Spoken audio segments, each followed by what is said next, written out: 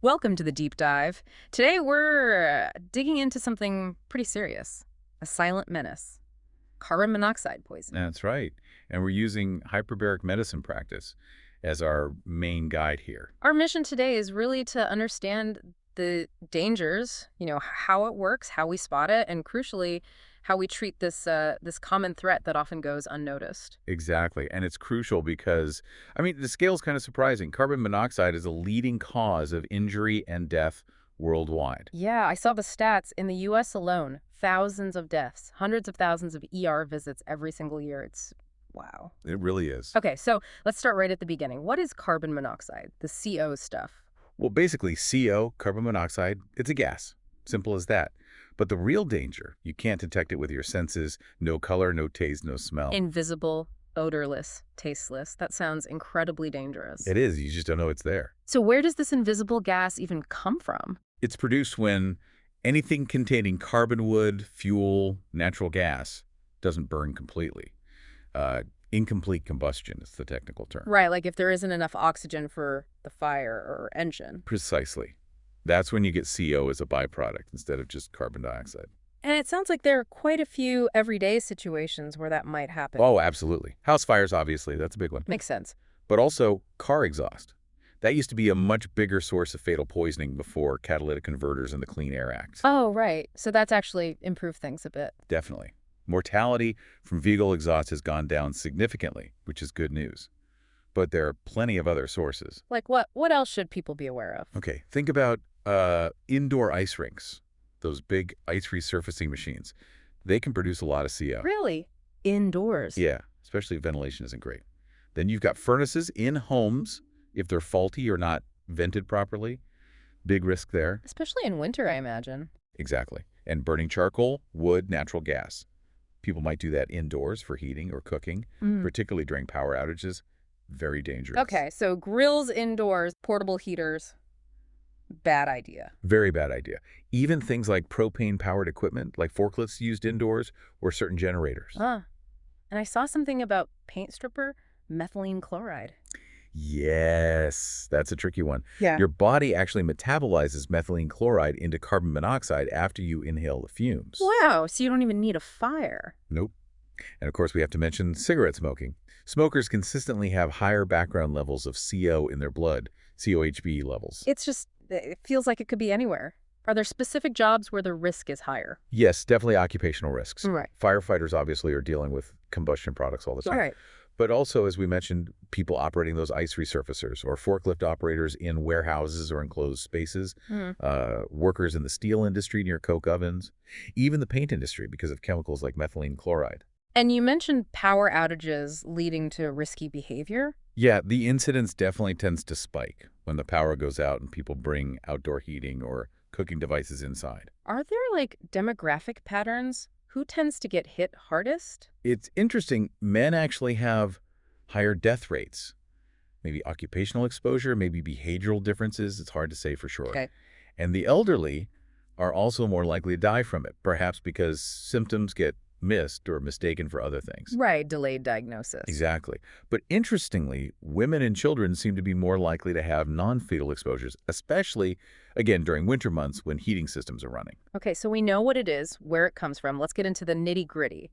How does this invisible gas actually hurt us? What's happening inside the body? Right. This is where it gets complex because CO doesn't just do one thing. It attacks the body on multiple fronts. Yeah. The big one everyone knows is tissue hypoxia, basically starving your tissues of oxygen. But it also interferes directly with how your cells make energy, triggers damaging inflammation, and can directly harm nerve cells. It's a multi-pronged attack. Let's unpack that, starting with the oxygen starvation that involves hemoglobin, right, in our red blood cells? Exactly. So you breathe CO in, it gets into your blood, and it finds hemoglobin, the molecule that's supposed to carry oxygen. Yeah. Now, here's the kicker. Yeah. CO binds to hemoglobin way more strongly than oxygen does, like 200 times more strongly. 100 times. Wow. Yeah. So it effectively pushes oxygen out of the way and latches on, forming carboxyhaemoglobin or COHb. And that COHb can't carry oxygen. Nope. Useless for oxygen transport. So the oxygen carrying capacity of your blood just plummets. Okay, that makes sense. But you said it wasn't just about blocking oxygen, something about delivery. Right. Good point. It also causes something called a leftward shift in the oxyhemoglobin dissociation curve. Yeah. What does that mean in simple terms? Think of it this way. CO not only reduces how much oxygen your blood can carry, but it also makes the hemoglobin that is still carrying oxygen hold onto it more tightly. Because it won't let go. Exactly. It makes it harder for that remaining oxygen to be released to the tissues that desperately need it. So less oxygen gets picked up, and what little is picked up doesn't get dropped off properly. Okay, that's, yeah, a double whammy, like you said. So less oxygen carried, and it's harder to deliver. What about the other mechanisms beyond hemoglobin? Well, CO can also bind to myoglobin. That's a similar protein, but it's in muscle cells, especially the heart muscle. Ah, okay. Binding there might impair oxygen use within the muscle itself, potentially contributing to the heart problems we often see in CO poisoning. Makes sense. And you mentioned it messing with cell energy. Yes, this is crucial.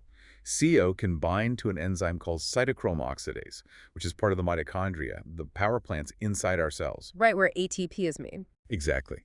By binding there, CO inhibits the process of cellular respiration, stops ATP production, and can even lead to the formation of damaging free radicals. So it's not just cutting off the fuel supply, it's also like sabotaging the machinery and creating toxic waste. That's a pretty good analogy, yeah. And it doesn't stop there.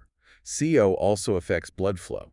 How so? Initially, you might actually see increased blood flow to the brain, sort of a compensatory mechanism.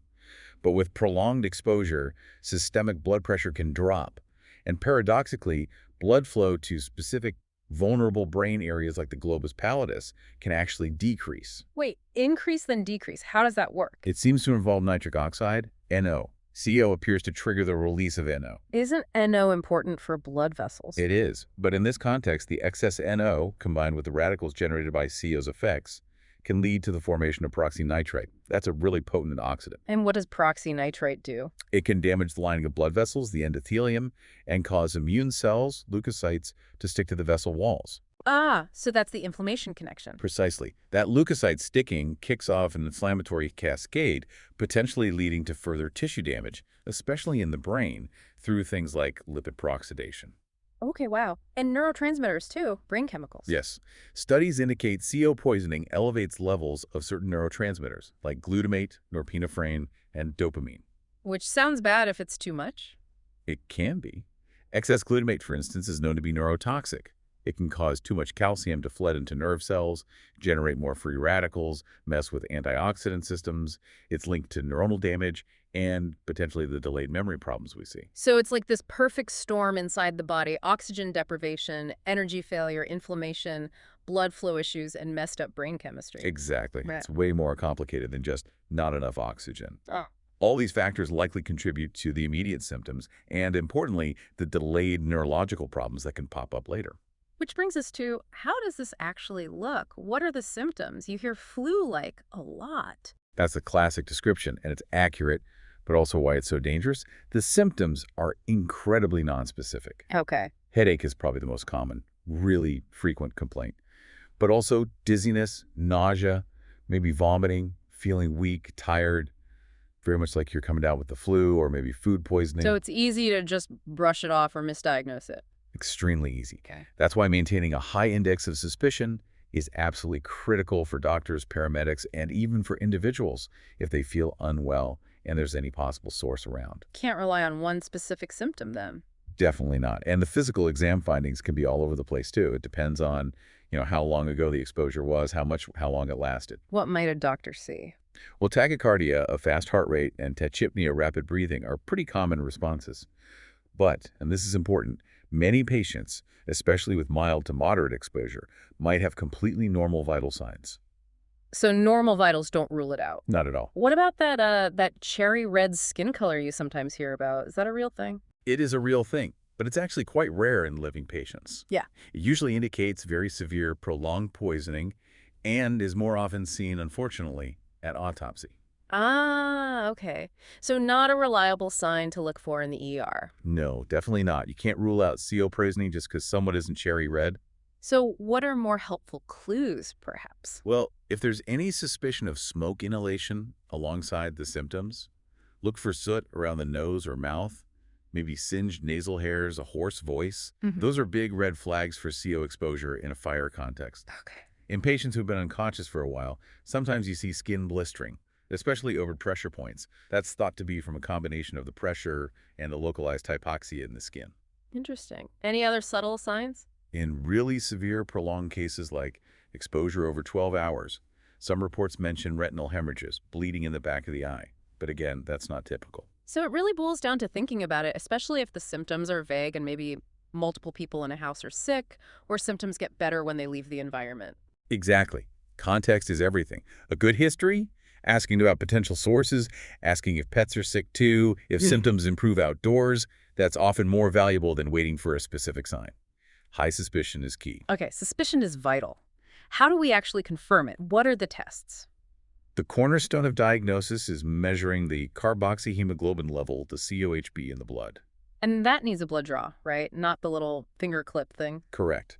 Standard pulse oximeters, the finger clips, are unreliable here. They basically can't tell the difference between hemoglobin-carrying oxygen and hemoglobin-carrying carbon monoxide, so they can give you a falsely reassuring high oxygen saturation reading. Right. That's dangerous. So a specific blood test for COHb, but I remember you saying the level doesn't always match how sick someone is. That's a really critical point. The COHb level confirms exposure, yes, and it gives a rough idea of the body burden at that moment. But it correlates poorly with the severity of symptoms, especially neurological ones, and it doesn't predict long-term outcomes very well. Why is that? Well, the COHb level in the blood drops once you're removed from the source, especially if you get oxygen. But the damage to tissues, particularly the brain and heart, might have already occurred or might be ongoing through those other mechanisms we talked about, inflammation, cellular dysfunction. The blood level is just one piece of the puzzle. Okay, so it confirms exposure but doesn't tell the whole story. Are there any non-invasive screening tools? You mentioned the standard pulse ox is no good. There are newer devices called pulse CO-oximeters. These are also finger probes, but they're specifically designed to estimate COHb levels non-invasively. Ah, are they accurate? They can be useful for rapid screenings, say by paramedics in the field. However, they tend to overestimate COHb, especially at lower levels, and they aren't considered accurate enough to replace a blood gas measurement for definitive diagnosis or treatment decisions. Think of them as a screening tool, not a diagnostic test. Got it. Any other ways to measure CO? You can measure the amount of CO in expired air, the air someone breathes out, or do direct measurements of dissolved CO in the blood, though that's more specialized. These can also indicate exposure. What about other standard blood tests? Did they help? A complete blood count, a CBC, is useful to check their baseline hemoglobin. Someone who's anemic will suffer more from a given COHb level, right? Makes sense. Less functioning hemoglobin to start with. Exactly. For women of childbearing age, a pregnancy test is essential due to the fetal risks we'll discuss later. Okay. And given the heart risks, there should be a very low threshold to get an electrocardiogram, an EKG, and cardiac enzyme tests like troponin to check for heart muscle injury. Right, the cardiotoxicity. Yeah. And for patients found unconscious, checking a creatine kinase CK level is important to look for rhabdomyolysis, which is muscle breakdown that can happen from prolonged pressure and lack of oxygen. Rhabdo. That can affect the kidneys, right? It can, yes. Needs to be monitored. What about acid levels in the blood? Does that tell us anything? Like lactate?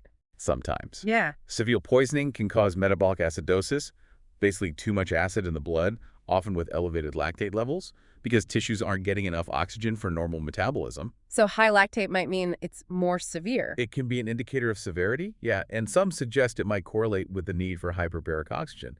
But again, it's not perfect. You can have significant neurological issues even with normal blood pH and lactate. Cognitive testing often correlates better with COHb than acidosis does. Okay. And finally, brain scans. CTs, MRIs, do they show the damage? They sometimes can. The classic finding, if there is one, is damage to the globus pallidus deep in the brain. But lesions can occur elsewhere too. But it's not guaranteed to show up. No, the sensitivity of standard CT and MRI isn't great, especially early on. You can have significant poisoning with a normal-looking scan. More advanced techniques like SPECT, PET, or functional MRI can sometimes detect abnormalities in blood flow or metabolism when routine scans are normal. But they aren't widely available, and we don't yet have a standardized way to use them to grade severity or guide treatment reliably. So, summing up diagnosis. High suspicion, good history, maybe check others in the house, and that key COHb blood test, but interpret the level cautiously. That's a perfect summary. Know what the test tells you and what it doesn't. All right, we've got the danger, the symptoms, the diagnosis. Let's talk treatment. What can actually be done, starting maybe before they even reach the hospital? Okay, pre-hospital care, first and foremost. Safety for the rescuers. They need proper POPE, maybe air monitors, before entering a potentially contaminated scene. Right, don't create more victims. Exactly. Then, get the patient out of the toxic environment immediately. Airway management is critical, making sure they can breathe. If they're unconscious or in respiratory distress, they might need intubation, a breathing tube, right there. And oxygen. Absolutely. High concentration oxygen, usually via a non-rebreather mask, should be started as soon as possible. Get an IV line established for potential meds or fluids. And of course, manage any immediate life threats following standard ACLS or PALS protocols if needed. Transport quickly. Okay, then they arrive at the hospital. What's the focus there? It continues that focus on ABCs, airway, breathing, circulation. Reassess the airway constantly. If there's any doubt, especially with signs of smoke inhalation or worsening mental status, early intubation is often the safer route. And keep the oxygen going. Definitely. High concentration oxygen remains the mainstay. Continue cardiac monitoring, get that IV access if it wasn't done already. Perform a thorough physical exam looking for any associated injuries or complications, and treat any arrhythmias or hypotension according to standard guidelines. Okay, you keep mentioning oxygen. Let's dive into that specifically. There's regular oxygen and then hyperbaric oxygen. What's the deal there? Right. Oxygen therapy is the cornerstone, no question. We have normobaric oxygen, NBO, which is just 100% oxygen given at normal sea level pressure. And then hyperbaric oxygen, HbO2, which is breathing 100% oxygen inside a pressurized chamber, usually at 2 to 3 times normal atmospheric pressure. And both help get the CO out faster. You mentioned half-life. Exactly. Remember, the half-life of COHb on room air is long, maybe 5 or 6 hours. Yeah. Giving 100% normobaric oxygen drastically cuts that down to around 75 minutes, give or take. Okay, that's much better. And hyperbaric oxygen cuts it down even more, down to maybe 20, 23 minutes. So it clears the CO from the hemoglobin much, much faster. So why not just give everyone HbO2 if it's faster? Normobaric is obviously easier to give right away. Well, normobaric oxygen, NBO, should be started immediately on suspicion. It's readily available. The debate comes in because even with NBO clearing the COHb, a significant number of patients, especially those with more severe poisoning, still go on to develop those delayed neurological problems, cognitive issues, movement disorders, personality changes, weeks or months later. Ah, the delayed neurological sequelae, DNS. Exactly. And there's evidence suggesting that HbO2 might be better than NBO alone at preventing or reducing the severity of DNS. That's where the controversy and the research focus has been. Okay, so what have the studies actually shown, comparing NBO versus HbO2? It's been a bit messy, honestly. There have been several major randomized controlled trials. Some earlier ones didn't show a clear benefit for HbO2, but they often treated patients late, used lower pressures, or had other methodological issues. Okay. More recent, well-regarded trials, like the Weaver study from 2002, did show a significant reduction in cognitive sequelae at 6 weeks and 12 months with HbO2 compared to NBO. That sounds pretty convincing. It was influential. But other analyses and systematic reviews, including a Cochrane review, have concluded that the overall evidence isn't definitively clear-cut, often citing variability between studies in terms of patient populations, treatment protocols, outcome measures, and follow-up rates. So still some debate, but maybe leaning towards HbO2 for certain cases. That's generally the consensus now. While not every single person with CO exposure needs HbO2, it's recommended for patients who meet certain criteria, suggesting more severe poisoning or higher risk for those delayed problems. Before we get to those criteria, are there risks to oxygen therapy itself? Either type? Yes, neither is entirely benign, though serious complications with HbO2 are rare. With normobaric oxygen, especially prolonged use, potential issues include atelectasis, lung collapse, airway inflammation, generating reactive oxygen species, and maybe some vasoconstriction. Okay, what about hyperbaric? Sounds more intense. The main risks with HbO2 are related to pressure and oxygen toxicity. Barotrauma pressure injury most commonly affects the middle ear or sinuses. Oxygen toxicity can rarely cause seizures. Pulmonary edema is a concern in patients with heart failure. Claustrophobia can be an issue. But overall, the rate of serious side effects is quite low, often cited as less than 1% per treatment session. Okay, relatively safe then. So what are those criteria? When should doctors be strongly considering sending someone for HbO2? There's usually a list of indications. It includes things like a COHb level over 25%, Okay. or over 20% if the patient has known ischemic heart disease, or over 15% in a pregnant patient. Right, the special populations. Also, any signs of end organ damage, so ischemic changes on the EKG, chest pain suggesting angina, significant cardiac arrhythmias, Right. evidence of metabolic acidosis, What else? a history of unconsciousness related to the exposure is a big one, any altered mental status, confusion, disorientation, any focal neurological deficit found on exam, Seizures. So basically, any sign the brain or heart has taken a significant hit. pretty much. Also, prolonged exposure, say over 24 hours, or if the patient is still symptomatic after 4 hours of 100% normobaric oxygen. And even in situations where CO poisoning is suspected, the patient is moderately symptomatic, but the facility can't measure COHb levels, referral for HbO2 might be considered then too. That's a comprehensive list. It really covers a range from lab values to clinical signs. You mentioned HbO2 does more than just speed up CO removal from hemoglobin. Can you elaborate on those other mechanisms? Sure. Beyond just displacing CO from hemoglobin faster due to the high oxygen pressure that's basic mass action, HbO2 does several other potentially beneficial things. Really?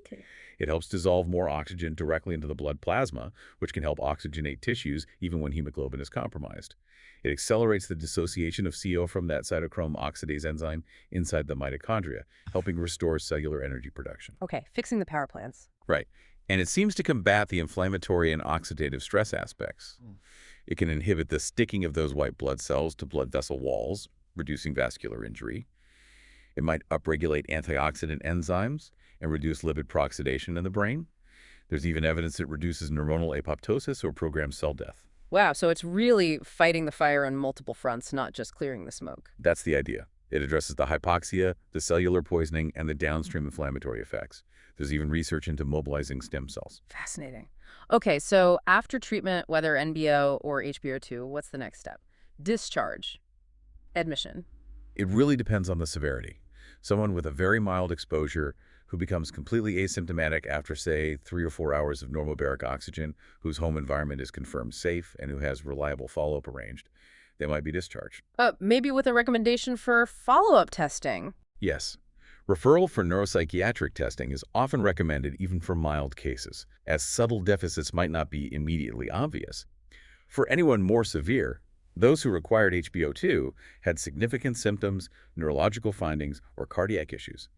They'll typically be admitted to the hospital for further monitoring and supportive care. And the decision to transfer someone for HbO2 if the local hospital doesn't have a chamber. That can be complex. It involves weighing the potential benefits against the risks and time involved in transport, considering the patient's stability, the distance, local resources, and agreed-upon transfer protocols.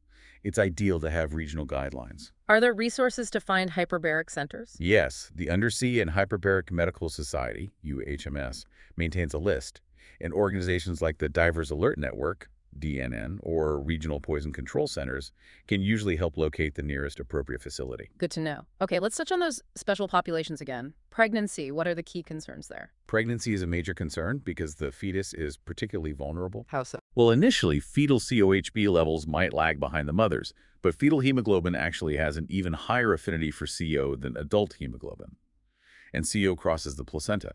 So over time, especially with prolonged exposure, like 5-6 hours, the fetal COHb level will equalize with and then exceed the maternal level. Wow. And the fetus is already working with lower oxygen levels, right? Exactly. The normal fetal environment is relatively hypoxic compared to ours. Add COHb, which reduces oxygen content and shifts the curve, making oxygen harder to release, and you get severely impaired oxygen delivery to the developing baby. Yeah. Plus, the fetus eliminates CO much more slowly than the mother. That sounds incredibly dangerous. What are the risks? Fetal death can occur even with maternal COHb levels that might only cause mild symptoms in the mother.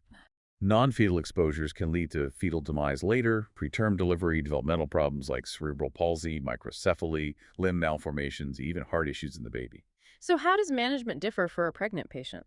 The initial management removal from source, high-flow oxygen, is the same.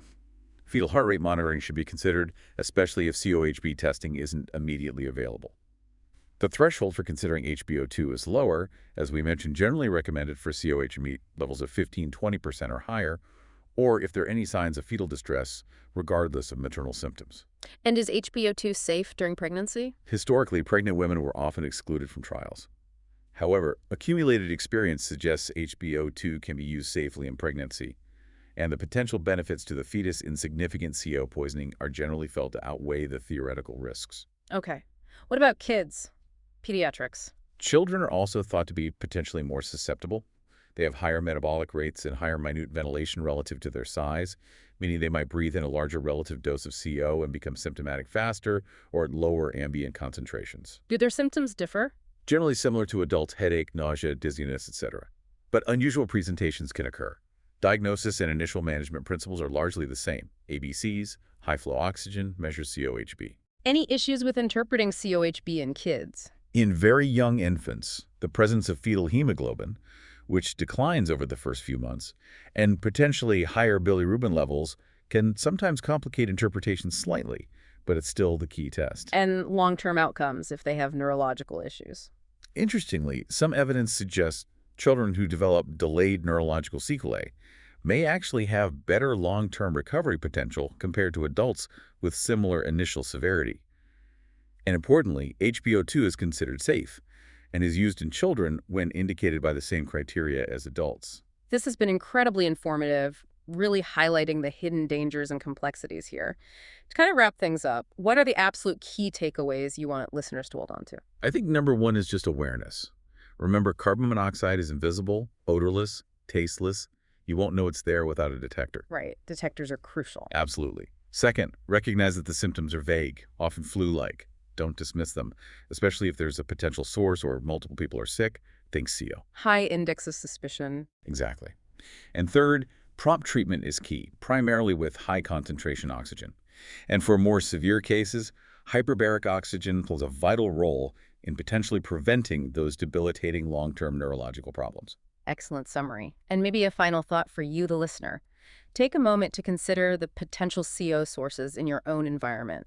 Your furnace, water heater, fireplace, garage. Do you have working CO detectors on every level of your home, especially in your sleeping areas? Test them regularly. Yeah, it's such a simple preventative measure for such a potentially devastating problem. It really is. This seemingly simple gas can have profound, lasting effects. Awareness and prevention are truly your best defenses. So what steps can you take, starting today, to ensure you and your loved ones are safe from this silent threat? Thank you for joining us for this deep dive.